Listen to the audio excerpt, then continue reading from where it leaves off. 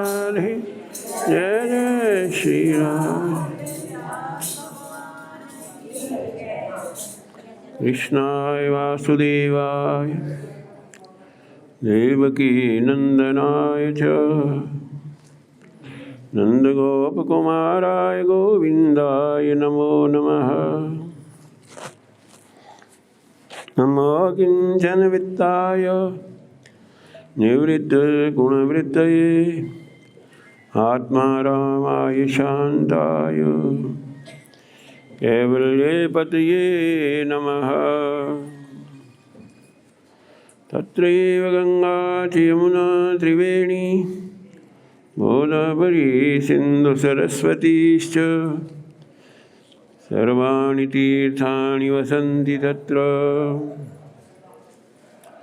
यत्राच्युतोद्धार कथा प्रसंगः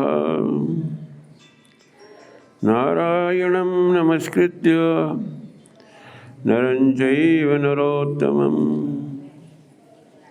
देवीं सरस्वतीं व्यासं ततो जयमुदीरयेत्। अखण्डमण्डलाकारं व्याप्तं येन चराचरं तत्पदं दर्शितं येन तस्मै श्रीगुरवे नमः।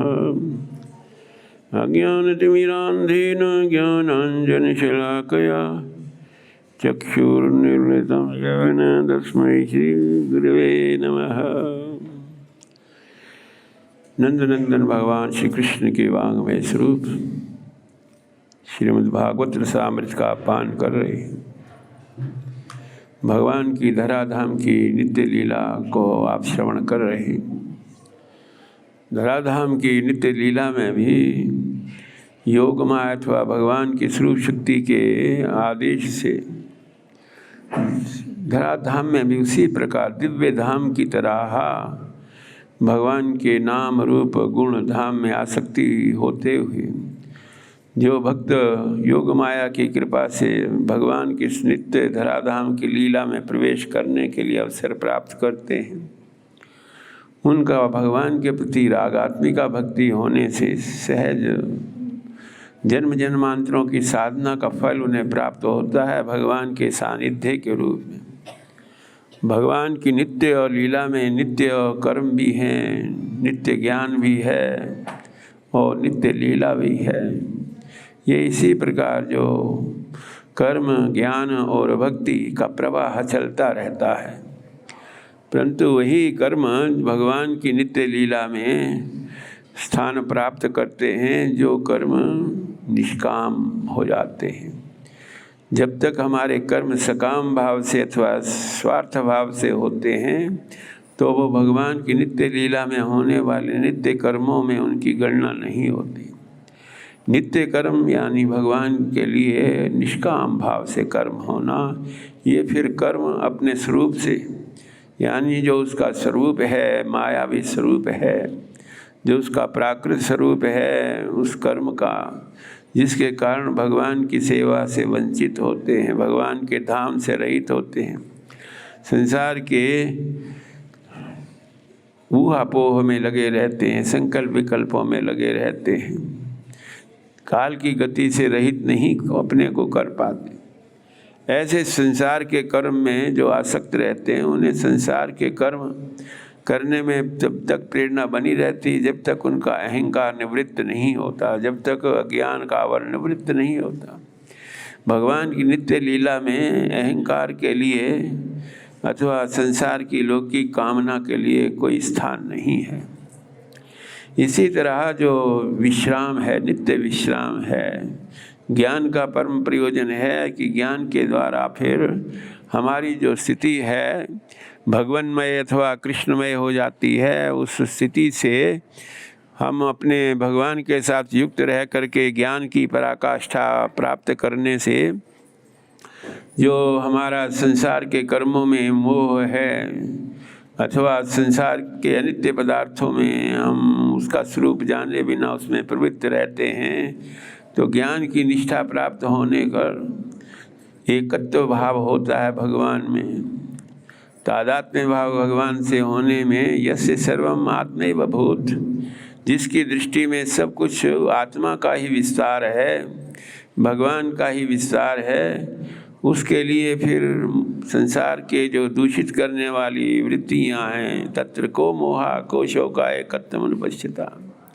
भगवान के साथ एकत्व भाव हो गया है, जीव का भगवान के साथ भगवत भाव से युक्त होने का स्वभाव हो गया है, तो ऐसे ज्ञानमय निष्ठा में हम भगवान की नित्य लीला में प्रवेश करने के अवसर को प्राप्त कर लेते हैं। भगवान की नित्य लीला में जो भगवान के साथ भावमयी लीला है, भगवान के साथ जो हमारा अनन्य एकनिष्ठ भाव है, प्रिया है, प्रेम है, उसके कारण ही भगवान की नित्य लीला में प्रवेश होता है। भगवान की नित्य लीला में इसीलिए कर्म, लीला और विश्राम ये क्रम चलता रहता है। जब भगवान की नित्य लीला में हम रत होकर के कुछ काल के लिए भगवान की योग माया की इच्छा से विश्राम प्राप्त करते हैं, वो विश्राम भी लौकिक विश्राम की तरह नहीं है, उसमें भगवान की का जो सानिध्य है बना रहता है, भगवान के साथ युक्त होने की भावना बनी रहती है। ऐसे भगवान की नित्य लीला में कभी कभी ऐसी वृत्तियाँ भी प्रवेश करती हैं जिनको पूर्व जन्म में भगवान के किसी विलास में रूप को दर्शन करके उनके मन में स्प्रिया होती है कि हमें भी भगवान के साथ इस प्रकार भाव हो। ऐसे ही जीवात्माओं में एक जीवात्मा है जो मंत्रमाला के रूप में बलि की कन्या होने से भगवान वामन के दर्शन करती है। वामन भगवान जब बलि पर कृपा करने के लिए 3 पग पृथ्वी ग्रहण करते हैं, माता विंध्यावली के साथ मंत्रमाला भगवान के इस स्वरूप को देख करके उसके हृदय में वात्सल्य भाव का संचार होता है, परंतु वात्सल्य भाव का संचार विशुद्ध भाव से न होने के कारण, आसुरी वृत्ति में रहने के कारण विशुद्ध सत्व से युक्त वात्सल्य भाव का संचार तो नहीं हो पाया, परंतु उस वासना के अनुसार भगवान ने उसको भी ब्रजमंडल में प्रवेश करने का योग माया की कृपा से, शुभ शक्ति कृपा से सौभाग्य प्रदान किया। बकासुर अघासुर की बहन होने के कारण किसी समय कंस ने सोचा कि हाँ ये ऐसे असुर हैं, इनको अपने अधीन करना चाहिए। बकासुर अघासुर और पूतना के साथ उसने सोचा कि इनको अपनी बल शक्ति या पौरुष से इनको अपने अधीन करने का प्रयास करूं, परंतु इनकी शक्ति के सामने उसकी शक्ति का प्रभाव न होने से आखिर उसने इनसे संधि कर ली। बकासुर अघासुर और पूतना को अपने ही राज दरबार में रख करके जब कोई उसको आवश्यकता पड़ती तो उनका कार्य संपादन करने के लिए उनको आदेश प्राप्त होता। ऐसी जो पूतना थी, अविद्या रूपी पूतना है। जब तक अविद्या के आवरण में जीव रहता है, भगवान के साथ सुखद सानिध्य प्राप्त नहीं होता, परंतु कभी कभी अविद्या को भी ये इच्छा होती है कि संसार के अधिक से अधिक लोग तो अविद्या के आवरण से युक्त रहते हैं, संसार के माया मोह से निवृत्त नहीं हो पाते, प्रियजनों के संयोग वियोग को ही जीवन का प्रधान लक्ष्य मानते हैं, अपने प्रियजनों के ही उस ध्यान में रह करके उनके प्रीत्यर्थी उनके कर्म होते हैं। उनसे राग होने के कारण ये अविद्या का आवरण निवृत्त नहीं होता, परंतु कभी कभी यही अविद्या भगवान से प्रार्थना करती है कि हमारी जो प्रवृत्ति है संसार के कार्य में सिद्ध करने के लिए होती है, अब मुझे आपके श्री चरणों में स्थान प्राप्त हो। अविद्या को भी पूतना के रूप में भगवान आश्री शक्ति के रूप में उसको अपने ब्रज की लीला में, धराधाम की लीला में अवसर देते हैं सेवा का। जब से अष्टभुजी दुर्गा ने कहा कंस तुम्हारे मारने वाले का तो प्रादुर्भाव गोकुल में हो गया है, तो उसने पूतना को आदेश दिया कि जो भी नवजात शिशु हैं उनका संहार करने का कार्य करो। उसमें कोई जो मेरी जीवन लीला को समाप्त करने भी कारण हो सकता है। ब्रजमंडल के प्रत्येक नगर उपनगर ग्राम में वो ढूंढते ढूंढते वहाँ पहुँची जहाँ नंदोत्सव मनाया जा रहा था। न यत्र शरणादीनि रक्षोघ्नानि स्वकर्मसु। उसने सोचा कि यहाँ तो सभी गोपिकाएं ग्वाल बाल ब्रजवासी बड़े सुंदर सुंदर दिव्य वस्त्र धारण करके अलंकृत होकर के भगवान के उत्सव मना रहे हैं, तो मैं अपने आश्री रूप को इसी प्रकार देवांगनाओं की तरह धारण करके इसमें प्रवेश करूं। जब उसने अपने को देवांगनाओं की तरह रूप बनाया मायावी शक्तियों के द्वारा, तो उस नंदोत्सव में प्रवेश करने के लिए उद्यत हुई। किन्हीं ब्रजांगनाओं ने उससे पूछा कि तुमने इस प्रकार कहाँ से तुम्हारा पदार्पण हुआ है? अपने ब्रजमंडल में तुम्हारा हमने कभी साक्षात्कार नहीं किया। पूतना ने कहा, बहुत दूर से मेरा पदार्पण हुआ है, सुतल लोक से मैं आई हूँ। बलि अपने परिजनों स्वजनों के साथ भगवान की आज्ञा से सुतल लोक में वास करता था उस समय। गोपिकाओं ने सोचा ये भी कोई लोक विशेष होगा, सुतल लोक, जिसमें ये वास कर रही है। हमारे भगवान के दर्शन के लिए कितने दूर दूर से लोग आकर्षित होकर के पदार्पण करते हैं। उसको प्रवेश करने की अनुमति हुई और वो देखती रही कि सब अपने आनंद में मग्न हैं। जब सब एक एक करके भगवान को दर्शन करके अपने भगवान के नाम संकीर्तन में गुण संकीर्तन में लगे रहे, तो उसने अवसर पा करके भगवान को एकाकी पा करके पल्ले में उनको देखा। भगवान ने सोचा कि ये पूतना है तो वात्सल्य भाव का संचार करने के प्रयोजन से आई है, परंतु उसमें विशुद्ध भाव नहीं है। विषयुक्त दुग्ध का पान करने के लिए आई है, इसलिए अपने नेत्रों को उन्होंने बंद कर लिए। नेत्र बंद करने के बाद सोचा पूतना ने अब तो और भी सुविधा हो गई, भगवान को अपने गोदी में लेकर मैं अपना कार्य करूंगी। भगवान ने अब नेत्र बंद करने का भक्ति शास्त्रीय आचार्य कहते हैं कि अविद्या रूपी पूतना है, इसलिए जहाँ अविद्या है वहाँ भगवान का साक्षात्कार नहीं होता।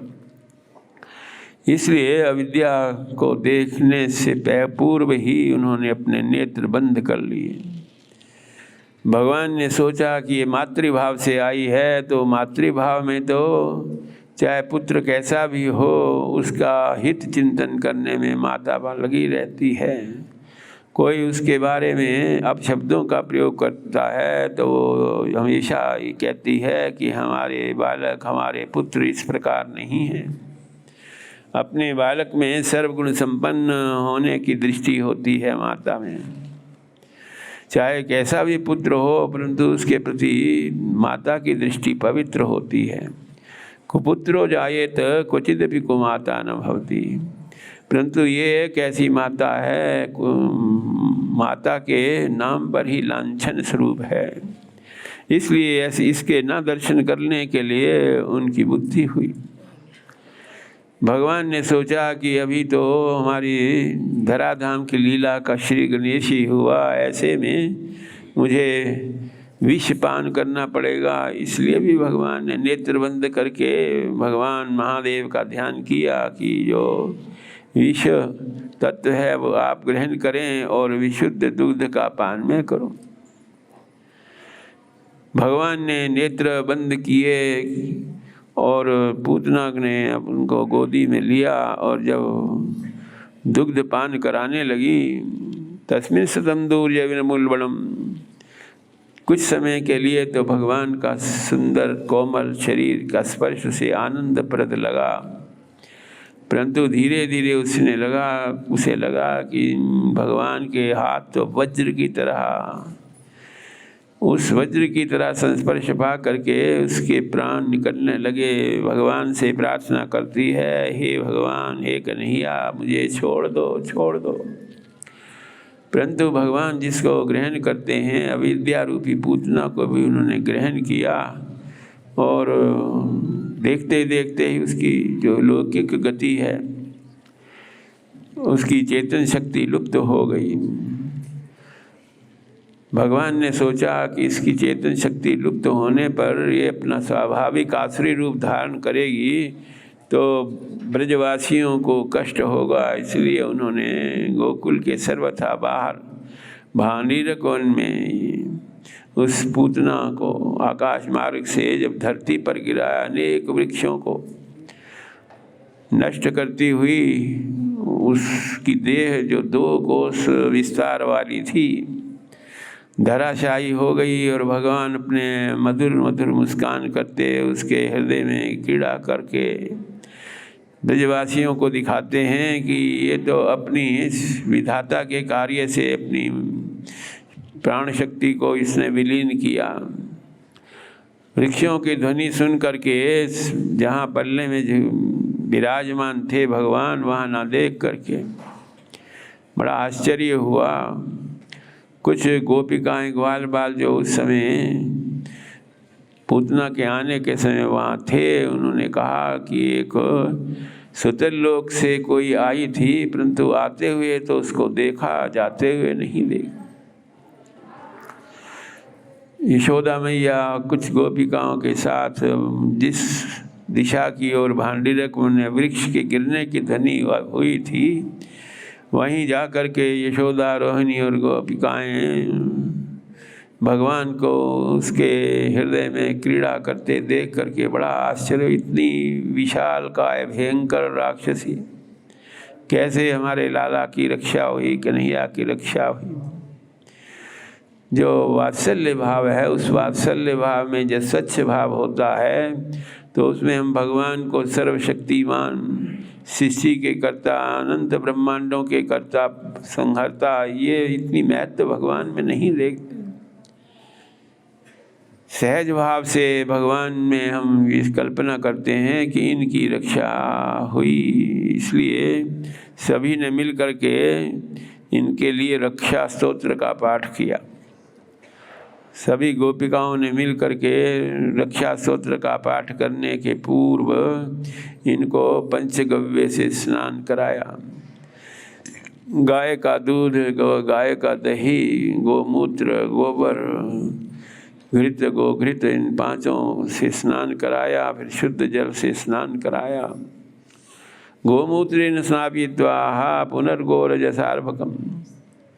यद्यपि भगवान के नाम अनंत हैं, प्रत्येक नाम में भगवान की लीला है, गुण है, उनका कुछ प्रभाव है, ऐसे ही भगवान के रक्षा स्तोत्र का पाठ करते हुए भक्तिमती गोपिकाओं के साथ यशोदा और रोहिणी स्तुति करते हैं। रक्षा स्तोत्र का पाठ करते हुए, हे अच्युत भगवान, यज्ञोच्युताः कटितत्रम जठरम ह्यास्या, इनके कटी प्रदेश की रक्षा करें। हे हयग्रीव भगवान, इनके उदर प्रदेश की रक्षा करें। केशव भगवान, इनके हृदय की रक्षा करें। ईश्वर, इनके कंठ की रक्षा करें। भगवान विष्णु, इनकी भुजा की रक्षा करें। वामन भगवान, इनके मुख की रक्षा करें। चक्र सुदर्शनधारी भगवान, इनके आगे से रक्षा करें। हरि, इनकी पीछे से रक्षा करें। धनुर्धारी भगवान, इनकी बगल से रक्षा करें। इंद्रियाणि ऋषिकेशः, जब भगवान के धराधाम की लीला है तो क्षुद्र पिपासा से रहित होते हुए भी, संसार के भावों से रहित होते हुए भी उनमें हम संसार के भावों की कल्पना करते हैं, उनको भोग लगाते हैं। तो ऐसे उनमें इंद्रियों की जो चेष्टा है वो भी भावना करते हैं। इसलिए यशोदा, रोहिणी, गोपिकाएं प्रार्थना करती हैं, इनकी इंद्रियों की ऋषिकेश भगवान रक्षा करें। प्राणों की नारायण भगवान रक्षा करें। गोलोक धामवासी भगवान, इनके चित्त की रक्षा करें। मनोयोगेश्वरो तो योगेश्वर भगवान इनके मन तत्व की रक्षा करें, कृष्ण गर्भ इनकी बुद्धि के रक्षा करें, परमात्मा भगवान इनकी आत्मा की रक्षा करें, खेलते हुए भगवान गोविंद इनकी रक्षा करें, सोते हुए इनकी भगवान माधव रक्षा करें। ब्रजंतम अव्याद वैकुंठम आसीनम त्वं श्रियापति, आते जाते इनकी वैकुंठनाथ भगवान रक्षा करें, बैठे हुए इनकी लक्ष्मीपति भगवान रक्षा करें। भुंजानम यज्ञ भुक् पातु सर्वलोक भयंकराः, भोजन करते हुए यज्ञ भुक् भगवान इनकी रक्षा करें। अनंत जो भूत प्रेत पिशाच आदि डाकनी शाकनी पूतना आदि जो अनिष्टकारक शक्तियां हैं, भगवान की सर्वव्यापकता से उन स्थलों में इनकी रक्षा हो। सर्वे नश्यन्तु ते सर्वे विष्णु नाम ग्रहणादि भी। इस प्रकार रक्षा स्तोत्र का पाठ करके माता यशोदा उनको दुग्धपान कराती है। इस पूतना के मोक्ष के समय नंद जी वार्षिक कर देने के लिए मथुरापुरी में पधारे हुए थे। मथुरा में उन्होंने जिस प्रकार वसुदेव जी से सुना कि किस प्रकार कंस अपने दुर्भावना से नाना प्रकार के उत्पात ब्रजमंडल में करेगा, जब से अष्टबुद्धि शक्ति ने ये उसको कहा है कि तुम्हारे प्राणांत करने वाले का तो प्रादुर्भाव हो गया, इसलिए आप शीघ्र जा करके ब्रजमंडल में जाएं। मार्ग में सोचते हुए आ ही रहे थे नंद जी, परंतु उन्होंने सुना, अभी सीमा नहीं थे गोकुल की, कि आज तो हमारे कन्हैया की रक्षा हुई। ऐसी पूतना जो 2 कोस विस्तार वाले शरीर से युक्त भयंकर शरीर वाले, उसी भांडीरक वन में जा कर के ग्वाल बालों के साथ उस पूतना की और देही क्रिया करने में प्रवृत्त, परंतु और देही क्रिया में इतना विस्तार युक्त उसका शरीर था, उसको उठाने में और अग्नि देने में कई खंड उसके शरीर करके फिर कहीं उसकी और देही क्रिया संपादित हुई। जब अग्नि दी गई तो उस पूतना के देह से इतनी दिव्य सुगंधी चारों ओर निकली, जिसके कारण सबको बड़ा आश्चर्य हुआ। कहाँ ये बाल हत्यारी राक्षसी और भगवान के सुगंध संस्पर्श के प्रभाव से इसके देह भी दिव्य हो गया है। दिव्य भाव भगवान के धाम को प्राप्त हुई। सावन बिहारी लाल की। सुखदेव जी महाराज कहते हैं कि जो श्रद्धा पूर्वक भगवान को अष्टकालीन सेवा करने में उनको स्नान आदि कराते हैं, उनको भोग लगाते हैं, उनको प्रत्येक काल में उनके अनुरूप सेवा करते रहते हैं श्रद्धा पूर्वक। जो एक साधारण पूतना को अपने गति को देने वाले हैं, ऐसे भक्तों का जो समर्पण भाव है, उससे तो कैवल्याद्य अखिल प्रदाह, उनको अपने धाम में नित्य लीला में रस में लीला में प्रवेश करने का सौभाग्य प्राप्त होता है। ये नियन अवतारे न भगवान हरीश्वरा, भगवान अपनी धराधाम की लीला में जब इस नंदोत्सव के समय तो सबको सूचना नहीं प्राप्त हुई थी। जब पुनः यशोदा मैया और नंद जी ने सोचा कि कदाचित उत्थानी कौतुका व्रते, जब पुनः रोहिणी नक्षत्र आया तो सोचा कि अब पुनः रोहिणी नक्षत्र में इनके लिए हम उत्सव महोत्सव मनाएं, सब आएं।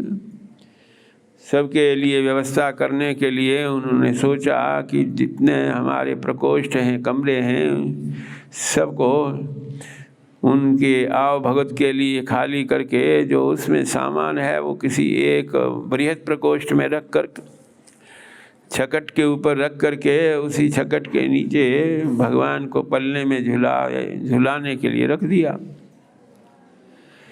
इस प्रकार उत्सव हुआ, सब आ करके भगवान को झुलाते हैं, भगवान के दर्शन, भगवान की रूप माधुरी का पान करते हैं। भगवान ने देखा कि हमारे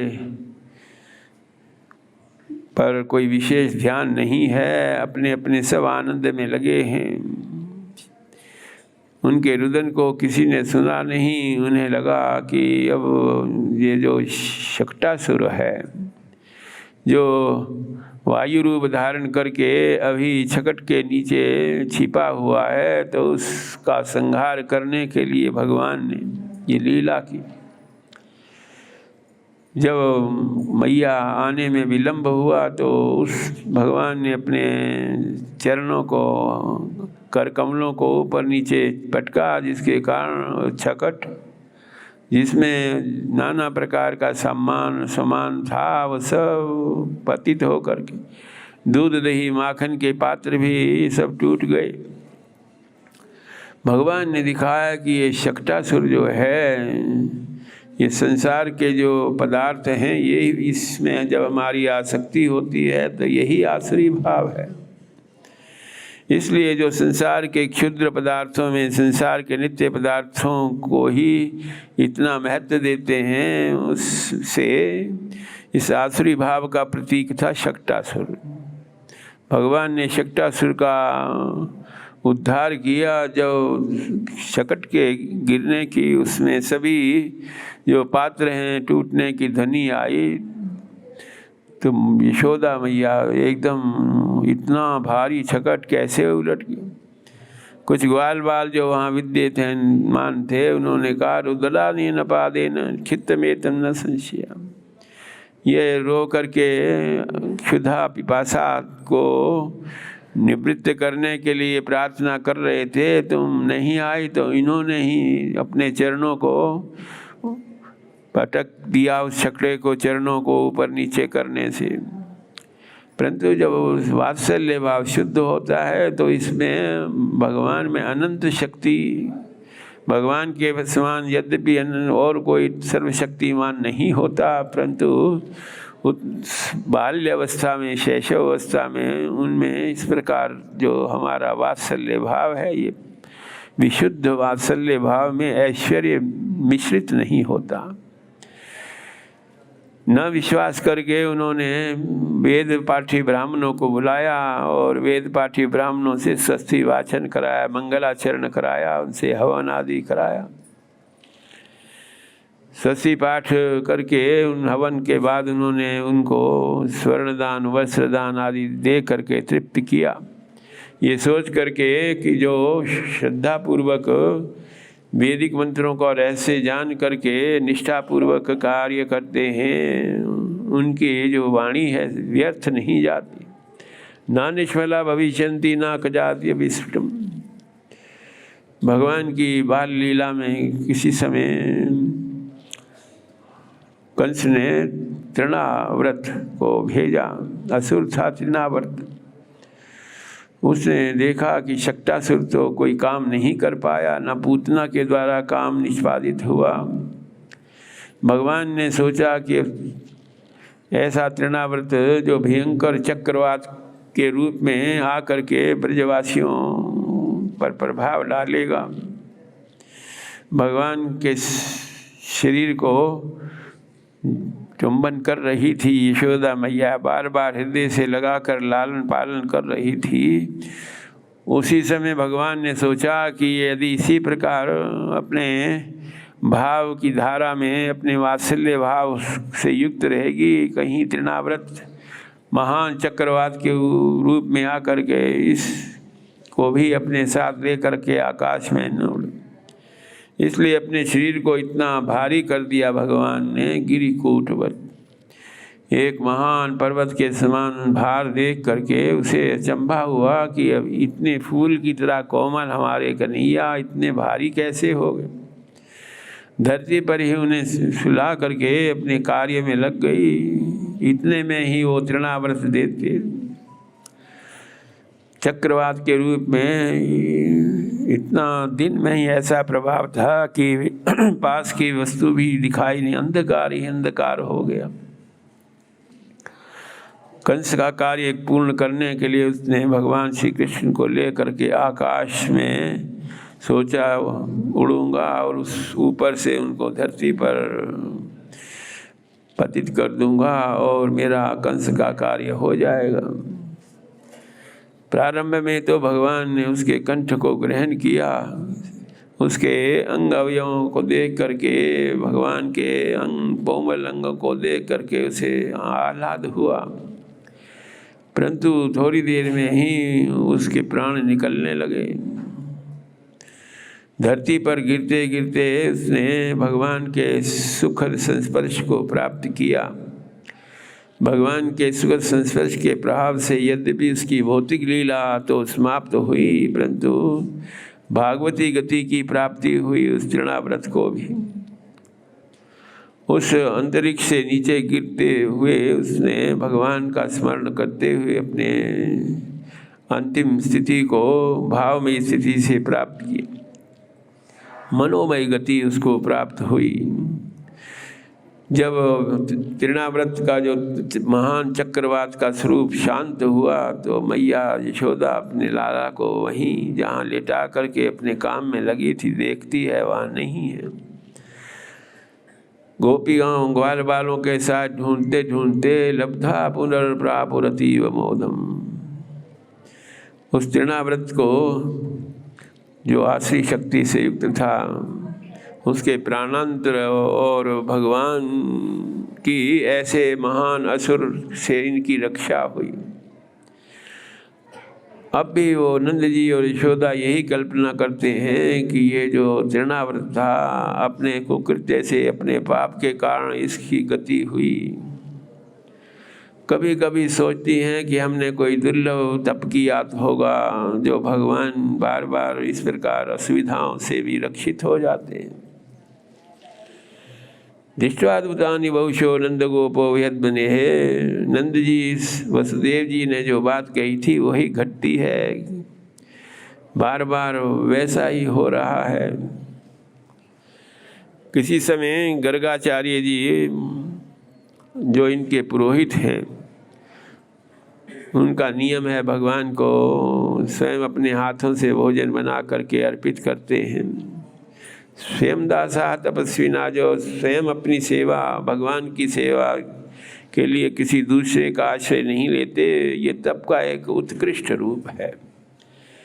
जो भी हम भगवान के लिए नियम बना लेते हैं, नियम धारण करते हैं, तो उस नियम को भी जिस प्रकार ज्ञाता ज्ञान ज्ञेय एक हो जाते हैं, भक्त भगवान और भक्ति एक हो जाती है, इसी प्रकार जो हमारे नियम हैं संसार में भगवान की प्रीति के लिए।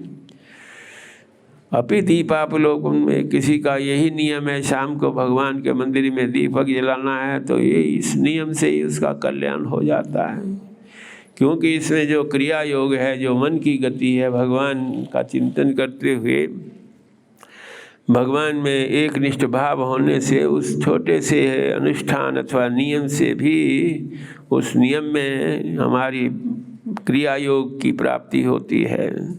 भगवान की साधना में, भगवान की साधना करते करते इस प्रकार सिद्ध अवस्था को प्राप्त कर लेते हैं।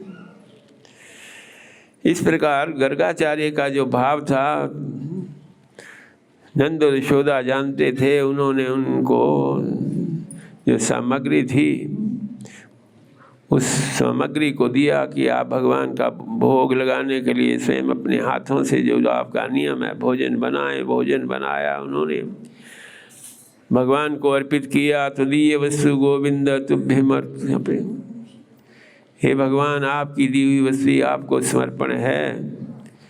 नेत्र बंद किए, भगवान ग्रहण करो। आज वो भगवान के ही धाम में थे, नंद यशोदा के भगवान के धाम में, परंतु उनका ये महत्व उनको अवगत नहीं हुआ कि हम आज जो प्रार्थना कर रहे हैं भगवान सचमुच ग्रहण करेंगे। अभी तक अपने श्री विग्रह को, अपने गोपाल जी को भोग लगा देते थे और भावना से ही भोग लग जाता था। आज भगवान ने कहा कि आज सच्चे मन से इनकी निवेदन को सुन करके भोग लगाएं। भोग लगाया तो नेत्र खोले, देखा कि भगवान ने भोग लगाया। परंतु इस रहस्य को अभी भी ना जान करके यशोदा मैया से कहने लगे कि तुम्हारे यहाँ कौन सी ऐसी शक्ति विलक्षण वास कर रही है जिसके कारण मेरे समग्र दिए हुए भोज्य पदार्थ को सेवन किया। यशोदा मैया ने कहा तुमने सच्चे मन से आज भगवान का स्मरण किया तो भगवान ने भोग लगा लिया, आप और भी बना करके भगवान को अर्पित करें। इस प्रकार जब पुनः बना करके भगवान को अर्पित करने लगे गर्गाचार्य तो भगवान ने उनको साक्षात दर्शन दे करके अपनी लीला का रहस्य, उन्हें लगा कि ये अनंत कोटि ब्रह्मांडों के नायक हैं, धराधाम की लीला के लिए ही इनका प्रादुर्भाव हुआ है। उनके हृदय के जो ज्ञान चक्षु हैं वो खुल गए। अभी तक वो संसार की दृष्टि से ही जहाँ तहाँ अपने यजमानों के यहाँ जाते नामकरण संस्कार या किसी भी उत्सव आदि का संपादन कर लेते, परंतु आज उनकी जो चित्त की वृत्ति है, दृष्टि है, अद्भुत हो गई। गर्गाचार्य ने कहा कि कंस को ये कभी कभी शंका होती है कि आकाशवाणी के अनुसार तो अष्टम बालक होना चाहिए था, कन्या हुई, इसलिए जरूर इसमें कुछ भेद है। इसलिए एकांत में गौशाला में ही लीपोत करके इनका नामकरण, ज़्यादा किसी को बुलाने की आवश्यकता नहीं है। प्रचार होने से कंस को लगेगा कि गर्गाचार्य गए वहाँ तो इसका भी कुछ रहस्य है। नामकरण संस्कार करने में पहले अग्रज भ्राता, जिस प्रकार भगवान की मर्यादा पुरुषोत्तम लीला में लक्ष्मण छोटे भाई के रूप में हुए, इस बार संकर्षण भगवान अग्रज भ्राता के रूप में हुए, इसलिए पहले उनका नामकरण संस्कार हुआ। गर्गाचार्य जी ने कहा कि यदुनाम पृथक भावा संकर्षण मुच्यते, भगवान संकर्षण का अवतार होने से इनका एक नाम संकर्षण भी होगा, बल्कि अधिकता से इनको बलराम नाम से भी पुकारेंगे। भगवान की ओर देखा, भगवान का नामकरण संस्कार किया तो उनको जो उनके ज्ञान चक्षु खुल गए थे, उन्हें लगा कि ये तो युग युगांतर में हैं, भगवान अवतरित होते हैं।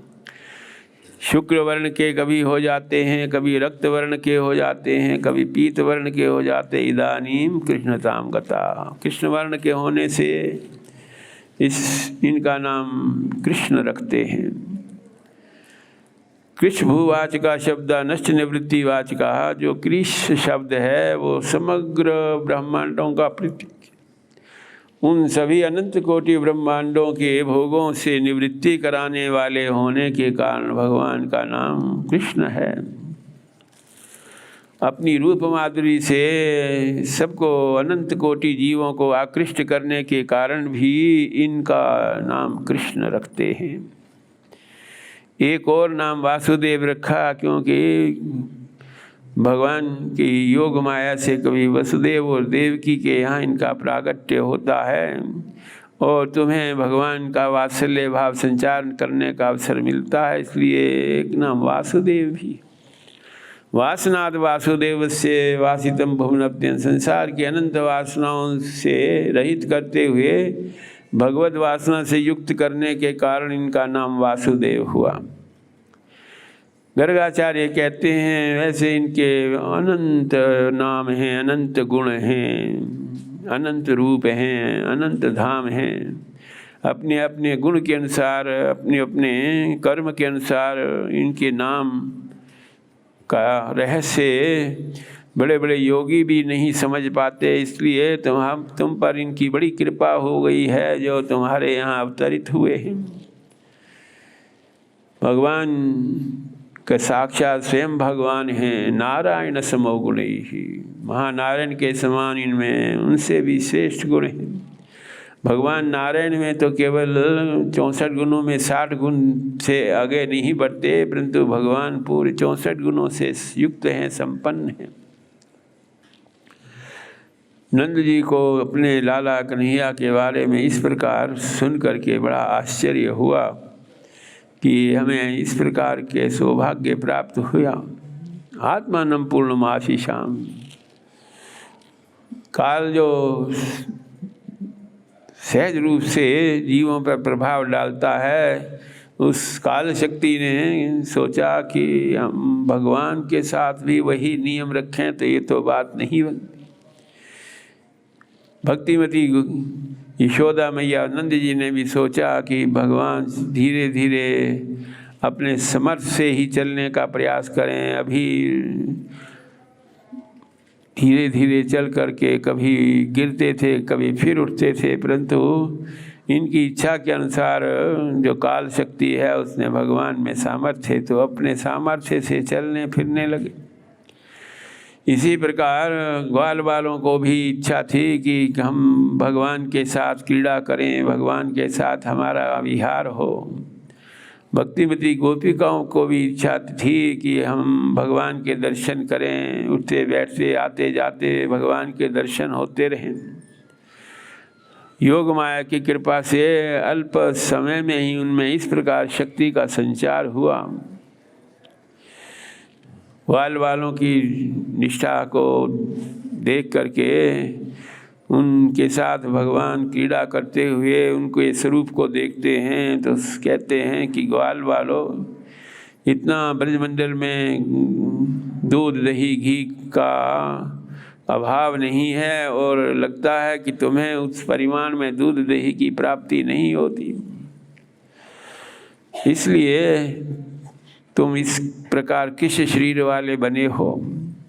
अपनी वस्तु को ग्रहण करना अधिकार पूर्वक उसको ग्रहण करो, और यदि वैसा नहीं होता तो उसको चुराने में भी कोई बात नहीं है।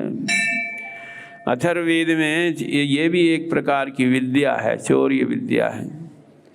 जिनको अपने धन का इतना गर्व रहता है कि ना स्वयं अपने देह के उपयोग के लिए उसका उपयोग करते हैं, ना दूसरों को देने का उनका भाव होता है, ऐसे जो धन के प्रति अहंकार करने वाले जीव हैं, धन की गति तो फिर कहीं ना कहीं तो उसका प्रयोग होना ही है।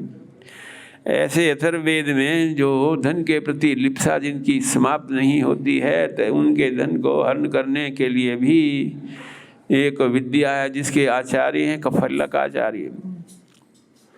उनका स्मरण करके यदि हम इस प्रकार लोक कल्याण के लिए इस कार्य को करने में प्रवृत्त होंगे तो उसमें हम सफल होंगे। ग्वाल वालों ने भगवान कृष्ण की बात सुन करके और माखन चोरी लीला भगवान करते हैं। माखन चोरी लीला ये एक प्रकार से गोपिकाओं के हृदय में भाव का संचार करने के लिए ये दिव्य लीला थी। जब भक्तिमती गोपिकाओं ने न ग्वाल वालों को देख पाई, न भगवान श्री कृष्ण को देख पाती हैं कि कब हमारा दूध दही माखन पात्रों से समाप्त हो जाता है, उन्होंने सोचा कि और बाहर से तो कोई अपने ही जो ग्वाल वाले हैं भगवान श्री कृष्ण हैं, ग्वाल वालों के साथ उनकी इस लीला को, उनके क्रीड़ा को देख करके उनको आशंका होती है। परंतु भगवान कोई तो ये कह नहीं सकते, क्योंकि नंद जी और यशोदा के यहाँ तो लाखों गाय हैं। भगवान अपने दूध दही माखन का जहाँ भंडार है वहाँ से छोड़ करके ग्वाल वालों के साथ हमारा दूध दही माखन कैसे ग्रहण करेंगे। इसलिए उन्होंने यत्न से अपने दूध दही माखन को जरा इतनी ऊंचाई पर छींके पर रखना प्रारंभ किया जिससे ग्वाल वालों को या भगवान श्री कृष्ण का हाथ न पहुंच पाए। परंतु भगवान उनके इस प्रयास में भी कुछ ना कुछ उपाय कर लेते हैं। उनके जो ग्वाल वाले उनसे थोड़े ज्येष्ठ हैं तो उनके कंधे पर रख करके अपने को और ग्वाल बालों को दूध दही माखन उसी प्रकार वितरित करते हैं। उससे अधिक भी ऊंचाई पर यदि वो पात्र हो तो उसको छिद्र करके उससे दूध दही माखन ग्रहण करते हैं।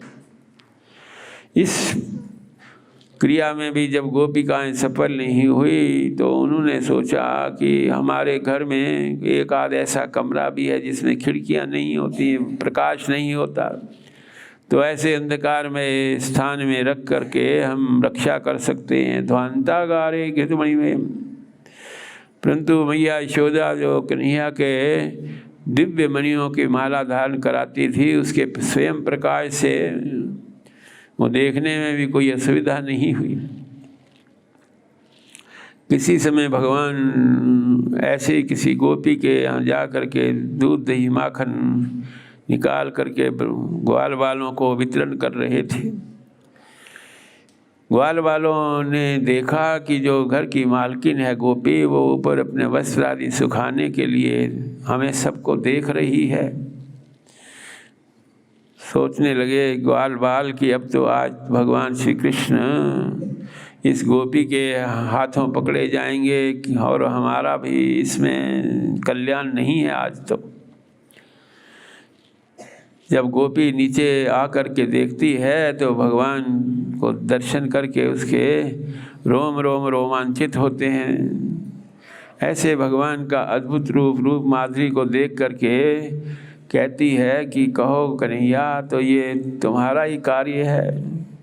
सब गोपिकाओं के हृदय में ये निरंतर शिकायत रहती है कि हमारा दूध दही माखन कौन ग्रहण करता है। मंत्रमुग्ध करते उस गोपी को भगवान ने कहा कि मैं तो अपना घर समझ करके चला आया, तुम कहती हो ये मेरा घर है। अपने घर समझ करके मैंने दूध दही माखन के पात्रों में पिपीलिकाएं चींटियाँ घुसी थी, उसको निकालने के लिए प्रयास कर रहा था, और तुम आकर कहती हो माखन चोरी करने आए। गोपी ने इस प्रकार भगवान का मंत्रमुग्ध करने वाला स्वरूप देख करके उसकी सच्चाई जानने के लिए अपने पात्रों को देखा, तो उसमें वास्तव में पिपीलिकाएं भी थी और माखन दूध दही के पात्र उसी तरह पूर्ण रूप से भरे हुए थे। उसमें किसी प्रकार की शंका ना हो करके गोपी ने भगवान से निवेदन किया कि आप इसी प्रकार आ जाया करो, हम में तो इतना भी विवेक नहीं है कि पिपीलिकाएं हैं उसकी रक्षा हम कर पाएं।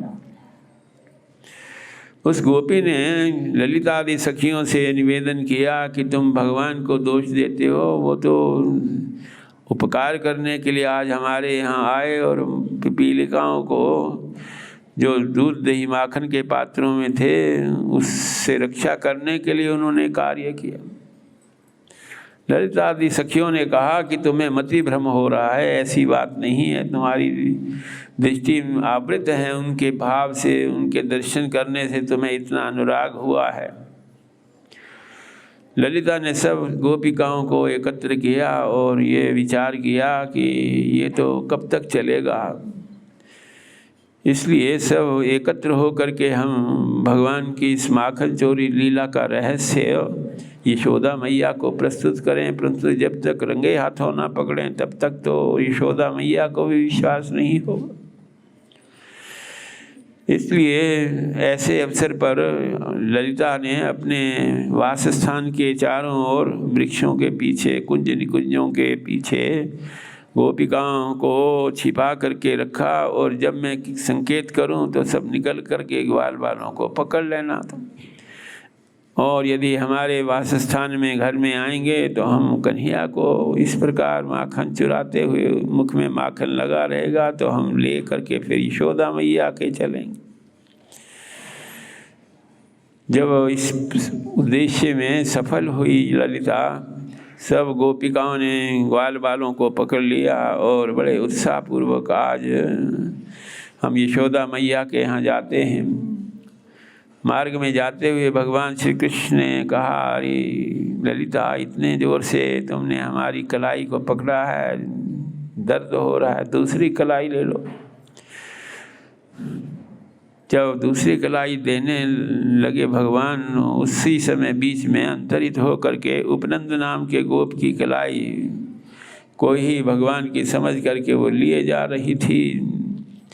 वहाँ जा कर के यशोदा मैया को सभी गोपिकाएं कहने लगी, तुम्हारी क्या इच्छा है? ये रोज़ रोज़ का जो माखन चोरी का काम है ग्वाल बालों के साथ, एक दो हो तो ठीक है, पूरा ब्रजमंडल का ग्वाल बाल यदि तुम्हें यही करवाना है अपने लाला कन्हैया से तो हम गोकुल छोड़ करके, ब्रज छोड़ करके चले जाते हैं। सुन करके यशोदा मैया ने कहा कि क्या किस लाला कन्हैया की, हमारे लाला कन्हैया तो आज कहीं गए नहीं, सुबह से अपने घर में ही हैं। दूर से भगवान को देख करके जब कलाई में पकड़े हुए गोप को देखा तो वो तो उपनंद नाम के गोप थे। लज्जित होना पड़ा ललिता आदि सखियों को, और भगवान ने उनको संकेत में कहा कि तुमने हमारी मैया से इस प्रकार शिकायत की है, अब तुम्हारे यहाँ हम पदार्पण नहीं करेंगे। एकदा क्रीडमाना से रामाद्या गोपदार का, भगवान ने सोचा कि ये तो इसी प्रकार अनंत कोटि गोपिकाएं, अनंत कोटि ग्वाल बाल हैं, मुझ में इतने अनुरक्त हैं कि एक क्षण भी मेरे बिना वो रह नहीं सकते। उठते बैठते, खाते पीते, सोते जागते मेरा ही ध्यान इनको रहता है। ये इस ब्रज की रज का प्रभाव है। उस ब्रज की रज का प्रभाव देख करके भगवान ने उस ब्रज की रज को ग्रहण किया। यद्यपि भगवान अश्ना पिपासा से, क्षुधा पिपासा से परे हैं, परंतु जो भगवान अपने योग माया अथवा स्वरूप शक्ति के प्रभाव से दिव्य धाम में अपने दिव्य धाम का स्वरूप प्रतिष्ठापित करते हैं, उसके कारण ही अनंत कोटि ब्रह्मांड के जीव जो भगवान के धराधाम की लीला में सम्मिलित होते हैं। प्रारूप प्रवाह रूप से धराधाम की लीला निरंतर चलती रहती है, क्योंकि इसमें भौतिक इंद्रियां भौतिक भाव में ना रह करके, अंतःकरण से प्राकृत भाव में ना रह करके भगवान से युक्त होने में भौतिक देह की ये स्थिति, जो दिव्य धाम में भावमयी देह, विशुद्ध भावमयी देह है, उससे तो हम भगवान को समर्पित हो ही सकते हैं। परंतु भौतिक देह रहते हुए यदि हम भगवान के साथ इतने समर्पित भाव से, भाव योग से युक्त हैं, तो इसके लिए भगवान का आकर्षण रहता है कि ये जो धराधाम की लीला का प्रभाव, जहाँ जहाँ जैसे भक्तजनों की वृद्धि होती है, तो जहाँ जहाँ भगवान की इस प्रकार नित्य लीला है, एक स्थान से दूसरे स्थान तक, एक ब्रह्मांड से दूसरे ब्रह्मांड में, एक आधार शक्ति से दूसरी आधार शक्ति में, जहाँ जहाँ भक्तों के भाव में महाभाव का संचार होता है, भाव की पराकाष्ठा होती है, रस की पराकाष्ठा होती है, तो ऐसे भक्तों को अधिक काल तक प्रतीक्षा नहीं करनी पड़ती। भगवान ने इस रज को ग्रहण किया कि ये रज का प्रभाव है। ग्वाल बालों ने देखा कि भगवान तो मृत्तिका ग्रहण कर रहे हैं ब्रज के रज की। बलराम जी ने भी देखा, माता से जाकर शिकायत करती हैं, यशोदा मैया आज तो कन्हैया ने मिट्टी खाई। पूछने लगी कन्हैया से कि कन्हैया तुमने मिट्टी खाई है, देखो सब ग्वाल बाल कह रहे हैं, तुम्हारे बलराम जी भी कह रहे हैं। मैया को कहने लगे कि ग्वाल बाल की तो बात पर विश्वास नहीं कर सकते, परंतु बलराम जी तो ऐसे बहुत सी झूठी बातें कह रहते हैं। उन बातों को सुनकर के ग्वाल बाल भी मुझे कहते हैं कि ये तो हमारी यशोदा मैया का लाला नहीं है, इसको तो हम कहीं से लाए हैं। इस प्रकार ग्वाल बाल सब मुझे चिढ़ाते हैं। तुम्हें भी देखते हैं, बलराम से तुम विशेष प्रेम रखते हो और हमारा उतना तुम्हें ध्यान नहीं है। मैया ने देखा कि इस प्रकार सरल भाव से जो भगवान की मंत्रमुग्ध करने वाली स्वरूप को देख करके हृदय से लगाया, कहा कि ठीक है तुम सच्चे हो, जरा मुंह तो खोलो अपना। जब यशोदा मैया ने उनका मुख खोल करके देखा तो उसमें अनंत कोटि ब्रह्मांड, अनंत विश्व, उसके जो द्वीप हैं, पर्वत हैं, सागर हैं, सूर्य चंद्र तारागण सभी भगवान के मुख में देख करके आश्चर्य हुआ उसको। सोचने लगी मैं ये स्वप्न देख रही हूँ, ये सचमुच भगवान की अनंत महिमा है, माया है।